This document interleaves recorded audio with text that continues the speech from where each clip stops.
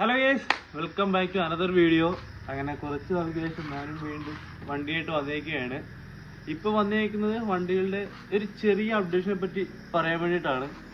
അതായത് ഇപ്പോൾ നിലവിൽ വണ്ടിയിൽ ഓലയിൽ പുതിയ മൂവ് വോയിസ് എന്ന് പറഞ്ഞ എന്തോ ഒരു അപ്ഡേഷൻ വന്നതിന് ശേഷം ചില വണ്ടികൾ കുറച്ച് പ്രശ്നങ്ങൾ കാണിക്കുന്നുണ്ട്. അതുപോലെ തന്നെ എനിക്കും എൻ്റെ വണ്ടിക്ക് കിട്ടി ഒരു ചെറിയ പണി.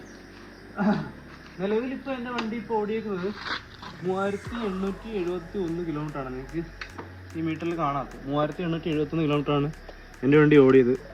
ഇപ്പോൾ ഓടിയിട്ട് ഉണ്ടായ പ്രശ്നങ്ങളല്ല നിലവിൽ വന്നേക്കുന്നത്. ഇപ്പോൾ വന്നേക്കുന്നത് പുതിയ ഓലയുടെ മൂവ് OS എന്ന് പറഞ്ഞിട്ട് അപ്ഡേഷനിൽ വന്നേക്കുന്ന പണിയാണ്.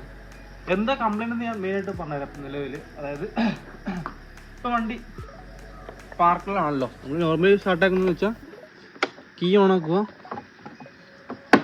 സ്റ്റാൻഡ് എടുക്കുക, പാർക്കിൽ നിന്ന് മാറ്റി നോർമലാക്കി. ഓക്കെ, ഇതുവരെ കുഴപ്പങ്ങളൊന്നുമില്ല. കൈയെടുത്ത വണ്ടി നീങ്ങും, അതിനും കുഴപ്പമൊന്നുമില്ല. മെയിൻ കംപ്ലൈൻറ്റ് എന്താണെന്ന് വെച്ച് കഴിഞ്ഞാൽ വണ്ടിയുടെ മോഡ് നമ്മൾ മാറ്റി കഴിഞ്ഞാൽ അതെ by move OS four eco. ഇത് എക്കോയിൽ മാത്രമല്ല കംപ്ലൈൻ്റ് ഉള്ളത്. By move OS four sport എന്ന് പറഞ്ഞ മോഡിനും കുഴപ്പമുണ്ട്. റിവേഴ്സും ഇല്ല, ക്രൂസ് കൺട്രോളില്ല. എല്ലാത്തിനും അതിനകത്ത് കാണിച്ചുകൊണ്ടിരിക്കുന്നത് ബൈ മൂവ് OS എന്നാണ് കാണിച്ചുകൊണ്ടിരിക്കുന്നത്. ആക്ച്വലി ഞാൻ ഈ വണ്ടി പർച്ചേസ് ചെയ്യപ്പെടുത്തുന്നതാണ്. വണ്ടി പർച്ചേസ് ചെയ്ത് മാർച്ച് ലാസ്റ്റായിരുന്നു വണ്ടി പർച്ചേസ് ചെയ്ത്. വണ്ടി പർച്ചേസ് ചെയ്തപ്പോൾ തന്നെ ഈ വണ്ടിയുടെ കൂടെ ഓഫറിന് ഞാൻ മൂവ് OS എന്നുള്ള സബ്സ്ക്രിപ്ഷൻ എടുത്തിട്ടുണ്ടായിരുന്നു. അതിന് എന്തോ 3000 രൂപ കൊണ്ടാണെന്ന് തോന്നുന്നു അല്ലാതെ ഉള്ളത്. ഈ മൂവ് OS കൂടെ പർച്ചേസ് ചെയ്തിട്ടാണ് ഞാനന്ന് വണ്ടി എടുത്തത്.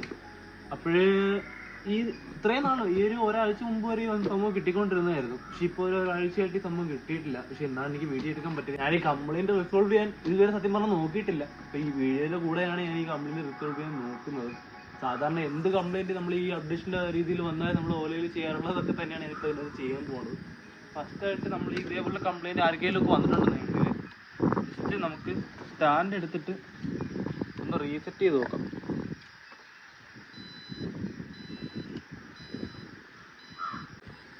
ഓക്കെ, നമ്മളുടെ ഈ റിവേഴ്സും ക്രൂസ് കൺട്രോളും ഞെക്കി പിടിച്ചുകൊണ്ടിരുന്നപ്പോഴത്തേന് സംഭവം റീസെറ്റ് ആയിട്ട് വരുന്നുണ്ട്. അതുകൊണ്ട് ഇപ്പോൾ കാണാക്കും ഓല എന്നൊക്കെ എഴുതി കാണിക്കുന്നത്. റീസെറ്റ് ആയിട്ട് വരട്ടെ. റീസെറ്റ് ആകുമ്പോഴത്തേന് വണ്ടിയുടെ ഈ പറഞ്ഞ കംപ്ലൈൻറ്റുകൾ മാറുന്നതെന്ന് നോക്കട്ടെ. ഓക്കെ, റീസെറ്റ് വന്നിട്ടുണ്ട്. പാർക്ക്ഡ്. ഓക്കെ, കംപ്ലൈൻറ്റ് റിസോൾവ് ആയിട്ടുണ്ട് ഗൈസ്. ആ ഒരു റീസെറ്റ് ആയതിനു ശേഷം എന്താണ്ട് കംപ്ലൈൻറ്റ് റിസോൾവ് ആയിട്ടുണ്ട്. ദേ എക്കോ എന്ന് പറഞ്ഞ മോഡ് വന്നിട്ടുണ്ട്, നോർമൽ എന്ന് പറഞ്ഞ മോഡുണ്ട്, സ്പോർട്സ് എന്ന് പറഞ്ഞ മോഡുണ്ട്, റിവേഴ്സ് ഉണ്ട്. ഓക്കെ, ക്രൂസ് കൺട്രോളും വർക്കിംഗ് ആയിരിക്കും നോർമലി. അപ്പോൾ നമ്മൾ ആ ഒരു പറഞ്ഞ റീസെറ്റ് ചെയ്തതിന് ശേഷം വണ്ടി ഇപ്പം കംപ്ലൈൻറ്റ് മാറി വന്നിട്ടുണ്ട്. മൂവ് OS എന്ന് പറഞ്ഞ അപ്ഡേഷൻ വന്നതിൻ്റെ പേരിൽ ഈ ഇങ്ങനെ ഏതെങ്കിലും വണ്ടികൾക്ക് S1 ഒക്കെ ഉപയോഗിക്കുന്ന ആൾക്കാർക്ക് ഇതേപോലെ എന്തെങ്കിലും കംപ്ലൈൻറ്റ് വന്നിട്ടുണ്ടെങ്കിൽ ആരും ടെൻഷൻ ചെയ്യേണ്ട കാര്യമില്ല. ഇതേപോലെ ജസ്റ്റ് ഒന്ന് റീസെറ്റ് ചെയ്ത് നോക്കിക്കഴിഞ്ഞാൽ ചിലപ്പം ഇതേപോലത്തെ കംപ്ലൈൻറ്റുകളൊക്കെ അങ്ങ് മാറിപ്പോകും. ഇതിപ്പോൾ ഈ ഒരു കംപ്ലൈൻ്റ് ആണെന്ന് വിചാരിക്കേണ്ട, വേറെ എന്തെങ്കിലും ഇതേപോലത്തെ ചെറിയ ഇഷ്യൂസ് വരുവാണെന്നുണ്ടെങ്കിൽ ജസ്റ്റ് നമ്മൾ ഈ റിവേഴ്സും ക്രൂസ് കൺട്രോളും ഒന്ന് ഞെക്കി പിടിച്ചുകൊണ്ടിരുന്ന പാർക്കിൽ ഇട്ട് ഞെക്കി പിടിച്ചുകൊണ്ടിരുന്നാൽ ചിലപ്പം അത് റീസെറ്റ് ആയിട്ട് വരുമ്പോഴത്തേന് ആ ഒരു എറർ മാറി കിട്ടുമെന്ന് വിചാരിക്കുന്നു. ചില വണ്ടികളിൽ എനിക്ക് തോന്നുന്നു ഇത് റീസെറ്റ് ആയതിനു ശേഷവും വീണ്ടും ഇതേപോലെ സെയിം ഇഷ്യൂ വരും. നമുക്ക് വേണമെങ്കിൽ ഈ വണ്ടി തന്നെ ഒന്ന് ചെക്ക് ചെയ്ത് നോക്കാം. വണ്ടി ഒന്ന് ഓഫ് ചെയ്ത് നോക്കാം, എന്നിട്ട് ഒന്നുകൂടെ ഒന്ന് പാർക്കിൽ നിന്ന് മാറ്റി. ഇപ്പോൾ നിലവിൽ കുഴപ്പമൊന്നുമില്ല. ഇപ്പോഴും റീസെറ്റ് ആയി കഴിഞ്ഞപ്പോഴത്തേന് ആ ഒരു OS-ൻ്റെ ഇഷ്യൂ മാറി കിട്ടി. ഇനി അഥവാ ചിലപ്പോൾ ഈ ഒരു ഇഷ്യൂ പിന്നെയും നാളെയോ മറ്റന്നാളോ ഒക്കെ വരുന്നുണ്ടെങ്കിൽ ഇനി നമ്മളെ കയ്യിൽ നിൽക്കുന്ന കേസല്ല. പിന്നെ ചെയ്യേണ്ടതെന്ന് വെച്ചാൽ നമ്മൾ ഈ വണ്ടിക്കകത്ത് തന്നെ സീറ്റ് തുറക്കുമ്പോഴത്തേക്ക് കാര്യങ്ങളാണ്.